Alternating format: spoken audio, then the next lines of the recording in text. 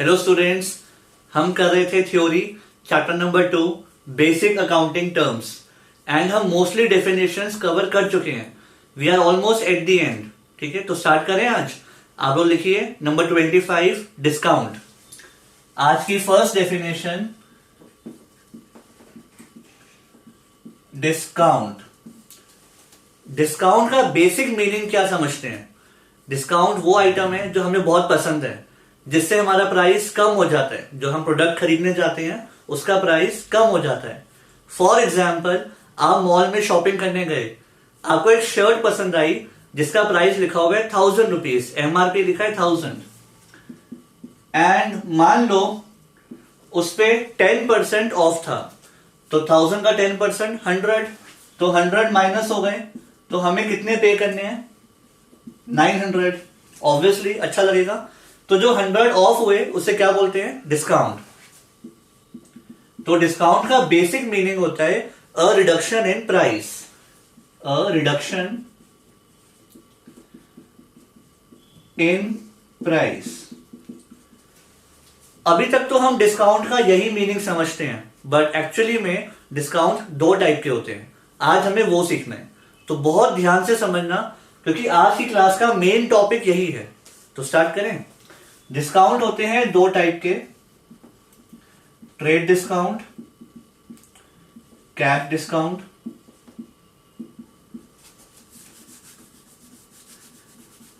सबसे पहले समझते हैं ट्रेड डिस्काउंट।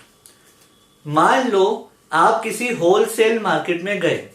होलसेल मार्केट क्या होती है? जहां सामान बल्क में मिलता है। तो सपोज आप गए जीन्स की होलसेल मार्केट। जीन्स की होलसेल मार्केट दिल्ली में है, टैंक रोड।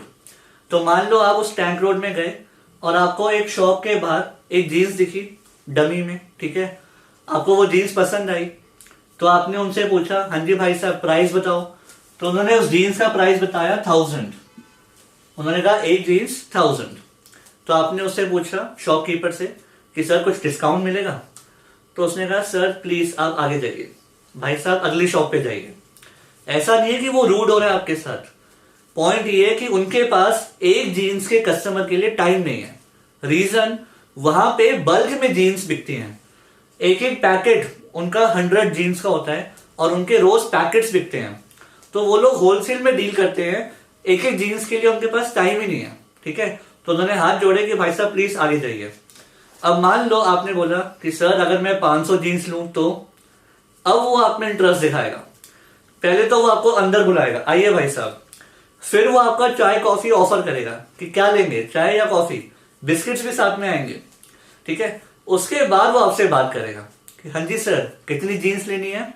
तो आपने कहा 500। तो उसने कहा ओके 500 जीन्स। तो वो पहले 2 मिनट एक्टिंग करेगा, कुछ हिसाब लगाने की, कैलकुलेटर में हिसाब लगाएगा। एक्चुअली उसको मालूम सब है कि उसने आपको जीन्स कितने की देनी है, फिर भी थोड़ा टाइम पास करेगा। फिर वो आपको बोलेगा कि सर आपके लिए मैं जीन्स लगाऊंगा 800 रुपए की।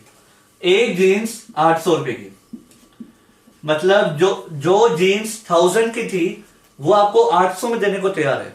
क्यों तैयार है? क्योंकि आप बल्क में खरीद रहे हो, उसकी 500 जीन्स बिक रही है, इसीलिए वो आपको डिस्काउंट देगा। राइट? तो जब हम बल्क में खरीदते हैं, लार्ज क्वांटिटी में, तो हमें डिस्काउंट तो मिलता ही है। उस डिस्काउंट को क्या बोलते हैं? Trade discount. ट्रेड का मतलब क्या होता है? बिजनेस। तो जब आप कोई बिजनेस करते हो तो आपको डिस्काउंट मिलता है, तो इसको हम बोलते हैं when goods are purchased in bulk या फिर लार्ज क्वांटिटी। ठीक है, तो जब आप कोई भी प्रोडक्ट लार्ज क्वांटिटी या बल्क में खरीदते हो तो हमें डिस्काउंट मिलता है, and that is called trade discount. याद है? ओके।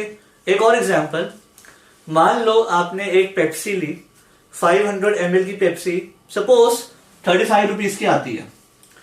अगर आप इसको बल्क में लोगे, पूरी क्रेट ले लोगे ना, तो आपको यही पेप्सी 30 की पड़ेगी। रीजन, सामने वाले को पता है कि पूरी बल्क में क्वांटिटी एक साथ बिक रही है, टेंशन खत्म, तो वो आपको डिस्काउंट जरूर देगा। अब आप बोलोगे कि सर अगर वो हमें 1000 की जीन्स 800 में दे रहा है तो वो अपना नुकसान क्यों करवा रहा है? एक्चुअली रियल में उसका कोई नुकसान हो ही नहीं रहा, कोई भी नुकसान नहीं हो रहा। पता है क्यों? क्योंकि यही जीन्स उसे खुद को 500 या 600 की पड़ी थी, इससे ऊपर की नहीं पड़ी थी। पॉइंट क्या है, उसको जीन्स की कॉस्ट आई थी 500-600, मान लो 500, वो एक जीन्स 1000 की सेल करता है और 500 कमा लेते हैं। अब आप बल्क में ले रहे हो, इतनी सारी जीन्स ले रहे हो, तो वो आपको डिस्काउंट तो ऑफर करेगा ही ताकि मेरा कस्टमर ना जाए। फिर भी वो 300 रुपये कमा रहे हैं हर जीन्स पे, नुकसान में नहीं है। इतना समझदार वो भी है, अगर वो डिस्काउंट दे रहा है ना, उसको पता है मैं फिर भी कमा लूंगा। ठीक है, तो अब ये मत सोचना कि उससे नुकसान हो जाएगा। यहां तक ओके? अब टोटल बिल कितना बना? अगर आप 500 जीन्स ले रहे हो और 800 की पड़ रही है, तो ये हो गया 8 5 40 और 4 0, टोटल बिल है 4 लाख। मान लो आपने उसको पेमेंट नहीं करी, बिजनेस है, उधार तो चलता है, तो आपने उससे टाइम मांगा 3 मंथ्स का। आपने उसको बोला कि सर आज है Jan 1, सपोज आपने उसको बोला कि सर मुझे 3 मंथ्स का टाइम दो, मैं April 1 तक पे कर दूंगा। ठीक है, April 1 तक। उसने कहा ठीक है भाई साहब कोई बात नहीं। उसने आपकी डिटेल्स मांगी, शॉप की, कार्ड वार्ड सब मांगा और आप पे ट्रस्ट करके छोड़ दिया कि चलो कोई बात नहीं 3 महीने बाद दे देना। ठीक है, बिजनेस में ट्रस्ट एंड उधार चलता है।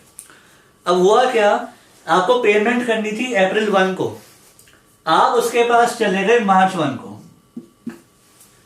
कि भाई साहब पैसे चाहिए, कितने? 4 लाख रुपए। 4 लाख रुपए आज लोगे?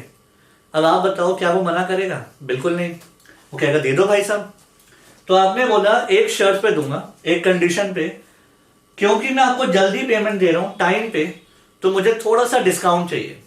ठीक है, ज्यादा नहीं, 5%। तो आपने एक कंडीशन रखी कि मैं 4 लाख आपको पे करूंगा, आप मुझे 5% डिस्काउंट दो। ठीक है, अब आप सोचो अगर इनकी जगह आप हो, ठीक है, तो क्या आप डिस्काउंट दोगे या आप उसको बोलोगे रहने दो भाई साहब अप्रैल में आ जाना? देखो सीधी सी बात है, जब पैसे आ रहे होते हैं ना, तो घर आई लक्ष्मी को कभी मना नहीं किया जाता। एक तो ये रीजन, बिजनेस में ये बुरा माना जाता है, पैसे आ रहे हैं तो आने दो। दूसरा, अगर आप डिस्काउंट दे भी दोगे ना, तो भी आपको कोई नुकसान नहीं है। पता है क्यों? आपके पास पैसे आ रहे हैं, कैश आ रहा है 4 लाख, इसे आप कहीं इन्वेस्ट करो, बिजनेस में ही इन्वेस्ट कर दो, आप और कमा लोगे। अगर पैसे आ भी रहे हैं, डिस्काउंट देना पड़ भी गया, कोई टेंशन नहीं है, आप उसे इन्वेस्ट कर दो, आप कमा लोगे। ठीक है, तो अगर 4 लाख का 5% डिस्काउंट दूंगा विच इज 20,000, इसमें कोई बड़ी बात नहीं है। 3,80,000 तो आ रहे हैं ना, उतना मैं बैंक में इन्वेस्ट कर दूंगा, बिजनेस में कर दूंगा, 20 से ज्यादा कमा लूंगा। क्लियर? तो अगर पेमेंट टाइम से पहले आ रही है और आप उसको डिस्काउंट दे रहे हो, that is called cash discount. Cash discount मतलब फॉर टाइमली पेमेंट या फिर अर्ली पेमेंट।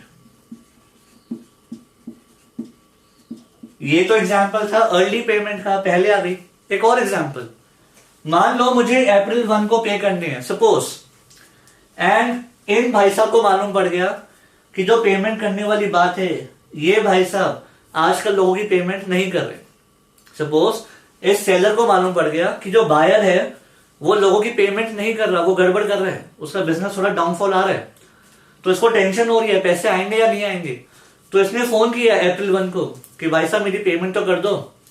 तो बायर ने बोला कि सर पैसे कम है, थोड़ा हाथ तंग है, अभी दे नहीं पा रहा। तो सेलर अब जानबूझ के ऑफर करेगा कि सर प्लीज पेमेंट कर दो, थोड़ा डिस्काउंट ले लो। ठीक है, ये सेलर क्यों कर रहा है? उसको इंड्यूस कर रहा है ताकि बस पैसा आ जाए। तो सेलर ने बोला कि सर मेरी पेमेंट कर दो, 5-10% का डिस्काउंट ले लो। ठीक है, तो अगर पैसे निकलवाने में पेमेंट आ रही है तो लेट इट बी, आने दो, थोड़ा सा डिस्काउंट देना पड़ भी गया, कोई नुकसान नहीं है। आपने तो भी बहुत पैसे कमाए थे, 300 पर जीन्स कमाए थे, थोड़ा सा डिस्काउंट देने से कोई टेंशन नहीं है, पेमेंट तो आ रही है ना। तो जब पेमेंट अर्ली आती है या बस टाइमली आती है कि बस आ जाए, तो भी हम डिस्काउंट देते हैं, that is called cash discount. ठीक है, तो अगर पूरी स्टोरी का क्रक्स बताया जाए, जब आप गुड्स खरीदने जाते हो बल्क में, तो क्वांटिटी जो डिस्काउंट मिलता है, quantity discount, that is called trade discount, जब आप बल्क में खरीदते हो।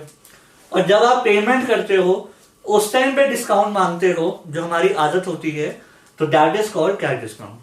क्लियर? तो दोनों में ये डिफरेंस है। अब आप पढ़ लो।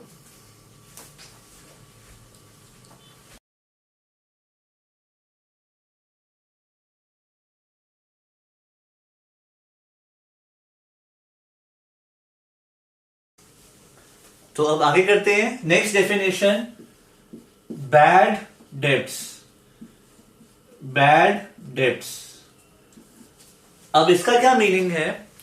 सपोज आपने उधार पे गुड्स बेचे मोहन को, आपने 1 लाख के गुड्स सेल किए, 1 लाख के गुड्स सेल किए और पेमेंट आनी है 3 मंथ्स के बाद, ठीक है। 1 लाख के गुड्स उधार पे बेच दिए ऑन ट्रस्ट और 3 महीने के बाद पेमेंट आनी है। बट मान लो उसका बिजनेस डूब गया, वो नुकसान में चला गया और अब सारे लोग आ गए उसके पास पैसे मांगने, ठीक है, आप भी हो उनमें से। तो उनकी प्रॉपर्टी सेल करवाई गई और जब पैसे रिकवर हुए तो सबका नुकसान हुआ, ज्यादा पैसे रिकवर नहीं हो पाए, प्रॉपर्टी सब कुछ सेल हो गया बिजनेस का, तो भी जो पेमेंट रिकवर हुई आपकी दैट वाज 60,000। 1 लाख में से 60,000 कैश आ गया, तो कितना नहीं आया? 40,000। तो जो पैसे आपके नहीं आ पाए that is called bad debts, ठीक है। जो डेटर से पैसे आने थे और जो पैसे डूब गए, नहीं आ पाए, that is called bad debts. Bad debts मतलब अमाउंट इररिकवरेबल। इररिकवरेबल मतलब ये पैसे नहीं आ सकते। क्लियर? आपके लिए फायदा या नुकसान? आपके लिए है ये लॉस, तो ये हमारा लॉस होता है, राइट। अब मान लो 1 लाख आने थे और कुछ भी नहीं आ पाया, सब कुछ डूब गया, तो 1 लाख के 1 लाख क्या हो गए हमारे लिए? Bad debts. और अगर कुछ आ गए तो जो नहीं आए 40,000 that is bad debts. Clear? अब पढ़ लो।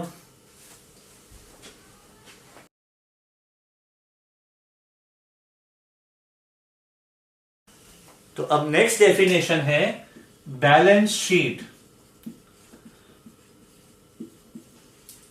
बैलेंस शीट आपने पढ़ी हुई है। बैलेंस शीट में क्या आता है? एसेट्स और लाइबिलिटीज। बेसिकली बैलेंस शीट हमारी फाइनेंशियल पोजीशन बताती है कि आज हम कहां स्टैंड करते हैं, हमारा बिजनेस कहां स्टैंड करता है। तो बैलेंस शीट में क्या क्या आते हैं? एक साइड आते हैं एसेट्स और एक साइड आती है लाइबिलिटीज।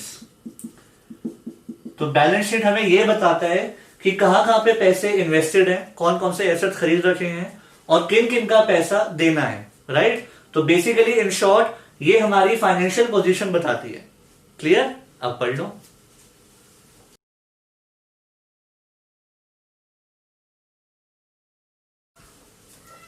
तो अब नेक्स्ट डेफिनेशन करते हैं, आप लोग लिखिए नंबर 28, डेप्रीसिएशन। डेप्रीसिएशन का मतलब क्या होता है? Fall in the value of an asset. किसी एसेट का प्राइस कम होना। क्यों कम होता है? बिकॉज ऑफ यूसेज और पैसेज ऑफ टाइम। इसका मीनिंग क्या है? ध्यान से सुनना। सपोज आपने कार ली 5 लाख की, आज आपने कार ली 2020 में 5 लाख की, तो क्या 1 साल बाद उसकी वैल्यू 5 लाख रहेगी? बिल्कुल नहीं। रीजन, जब कार चला रहे हैं तो कुछ वेयर्स एंड टीयर्स होते हैं, राइट, कुछ डेंट्स लगते हैं, तो कार की वैल्यू कम तो होगी। तो नेक्स्ट ईयर कार की वैल्यू सपोज 4,50,000 है, तो जो वैल्यू कम हो गई 50,000 उसे क्या बोलते हैं? डेप्रिसिएशन। तो it is because of usage, जब आप किसी एसेट को यूज करते हो, और पैसेज ऑफ टाइम। अब इसका क्या मीनिंग है वो भी सुन लो। मान लो आपने आईफोन खरीद लिया और उसको अच्छे से पैक करके, गिफ्ट में पैक करके अपने लॉकर में रख दिया और 2 साल बाद बाहर निकाला, तो क्या उसकी वैल्यू वही रहेगी? नहीं। रीजन, तब तक मार्केट में न्यू आईफोन आ गए होंगे, न्यू टेक्नोलॉजी आ गई होगी। तो कभी कभी यूसेज ना भी करो, बट अगर टाइम निकल गया, 2 साल निकल गए, 1 साल निकल गया, तो भी वैल्यू कम हो जाती है, राइट, क्योंकि तब तक उसके आगे न्यू टेक्नोलॉजी मार्केट में आ जाती है। तो डेप्रिसिएशन मतलब एसेट की वैल्यू कम होना। उसका कोई भी रीजन हो सकता है, यूसेज भी हो सकता है, टाइम भी हो सकता है, न्यू टेक्नोलॉजी भी हो सकती है। क्लियर? आगे सपोज, ध्यान से सुनना, सपोज एसेट था 10 लाख का, मान लो फर्नीचर लिया था 10 लाख का, और 1 साल बाद वो डेप्रिशिएट हो गया 1 लाख, तो अब कितनी वैल्यू बची? 9 लाख। तो आज के दिन हमारी बुक्स में जो वैल्यू है 9 लाख, जो करंट डेट पे है value, that is called book value. तो आपकी नेक्स्ट डेफिनेशन है बुक वैल्यू। उसका क्या मीनिंग है? एसेट की जो कॉस्ट है 10 लाख माइनस डेप्रिसिएशन 1 लाख, तो आज की जो वैल्यू है that is called book value. Clear? तो बुक वैल्यू मतलब कॉस्ट माइनस डेप्रिसिएशन, जो हमें बुक्स में आज उसकी वैल्यू दिखानी है। क्लियर? तो ये था डेप्रिसिएशन, वैल्यू कम होना, और ये बुक वैल्यू, वैल्यू कम होने के बाद जो अल्टीमेटली बचेगी that is called book value. Right? अब देख लो,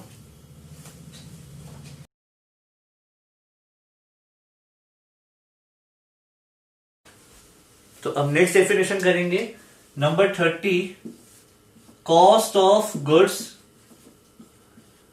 sold. Cost of goods sold, नाम से क्या मालूम पड़ रहा है? जो गुड्स हमने सेल किए, जो गुड्स बेचे, उनकी कॉस्ट। फॉर एग्जाम्पल, आपने शर्ट्स सेल करी 20 लाख की, मान लो आपने शर्ट्स सेल करी होलसेल पे 20 लाख की, ठीक है, बल्क में सेल करी। बट अगर आप 20 लाख की शर्ट्स सेल कर रहे हो, तो ये तो है नहीं कि आपको वो फ्री में पड़ी थी और 20 लाख का प्रॉफिट कमा लिया।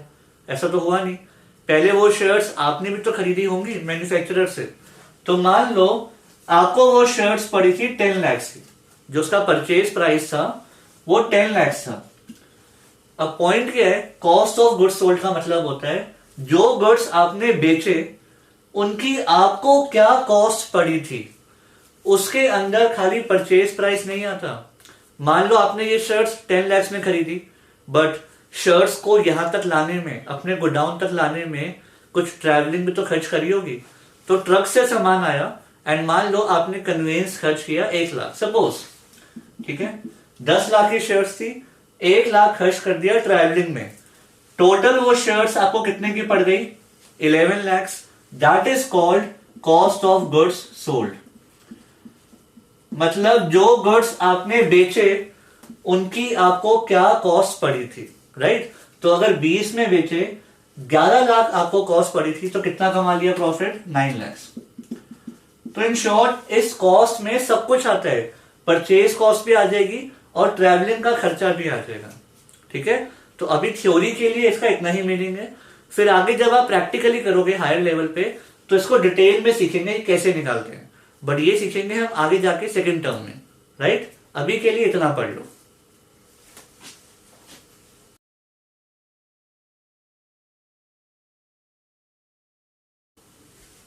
तो अब आगे करते हैं नेक्स्ट डेफिनेशन, डेबिट, और साथ में उसकी नेक्स्ट डेफिनेशन क्रेडिट।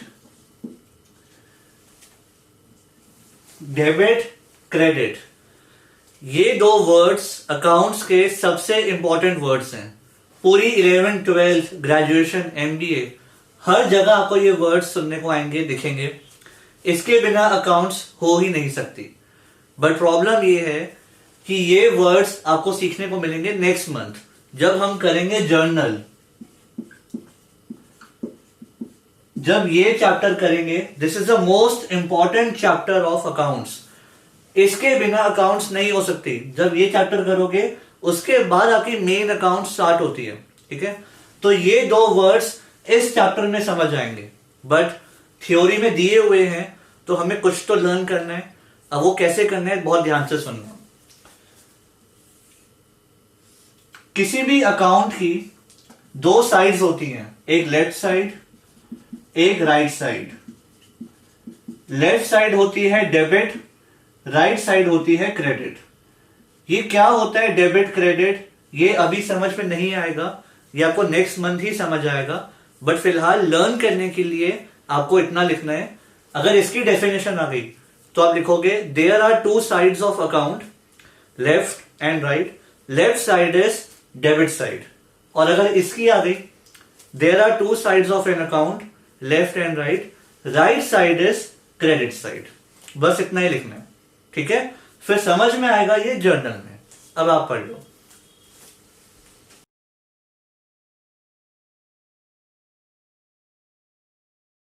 अब नेक्स्ट करेंगे एंटिटी। एंटिटी क्या होती है? कोई इकोनॉमिक यूनिट जो बेसिकली बिजनेस एक्टिविटीज कर रहे हैं। क्यों कर रहे हैं? प्रॉफिट कमाने के लिए, पैसे कमाने के लिए।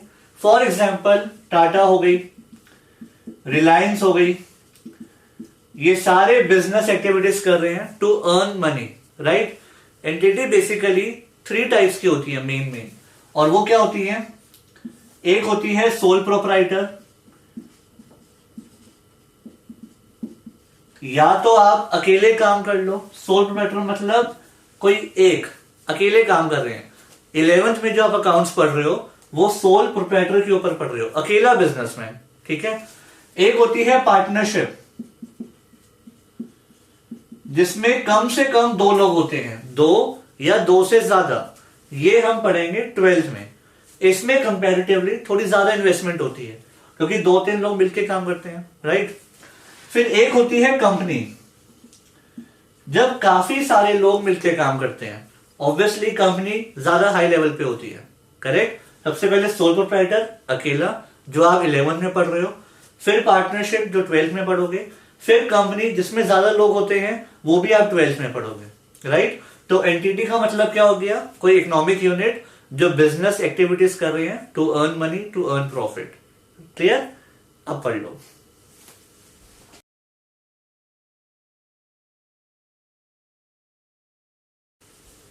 तो आज की last definition, books of accounts.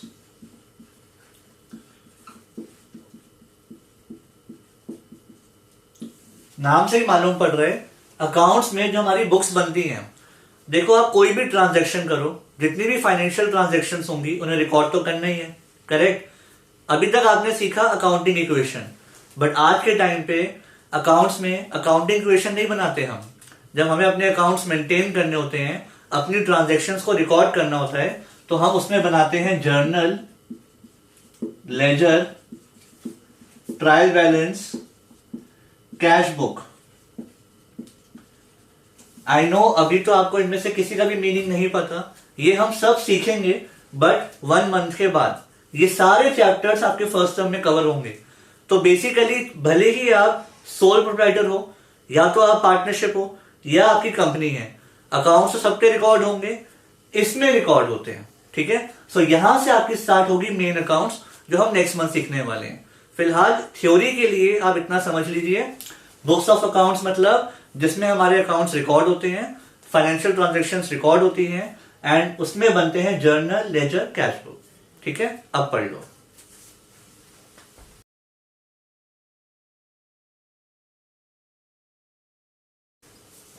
So guys, आज के लिए इतना ही।